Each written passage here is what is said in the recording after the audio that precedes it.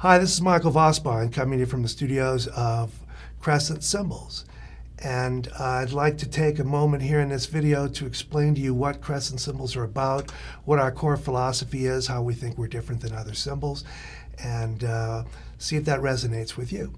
First of all, the company is owned by drummers, which we think is pretty important.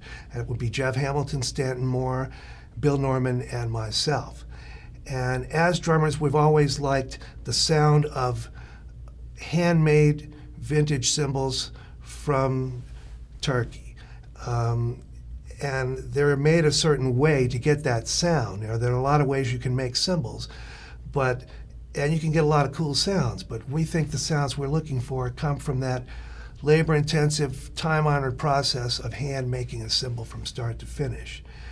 With that in mind, the sound we're looking for is a natural resonant sound. The cymbals have to be thin enough, we believe, so that the sound can travel through the cymbal and not get bunched up at the edge, and it expresses itself rather naturally that way and will open up, and it's capable of tremendous range of nuance. In the old days, drummers would hit a cymbal with their thumb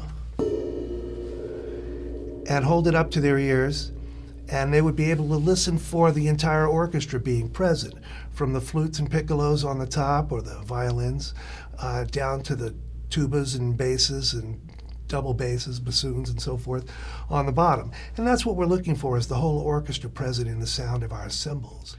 The other thing we think is very important is that artists, drummers who are known for their cymbal sounds, who have really definite ideas about cymbal sounds, are actively involved in the process of making these cymbals. So you have a symbiotic relationship between wonderful artists, artisans of the highest order who labor intensely to make these cymbals by hand, and what we call our DNA, or dynamic nuanced approach, which I was describing before. It's a vowel-like sound when you hit the cymbal. It's meant to blend. It's meant to richen the midsection.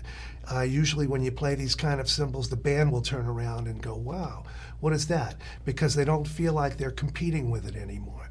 Our cymbals are not meant to pierce and cut like a whiskey bottle through a plate glass window.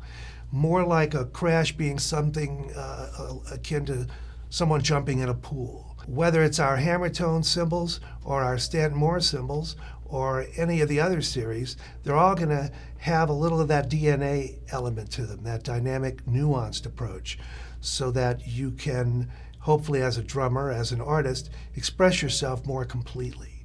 And we wanted to get that across. Now that's present in everything from our splashes and hats to rides and chinas and flats and crashes and you name it.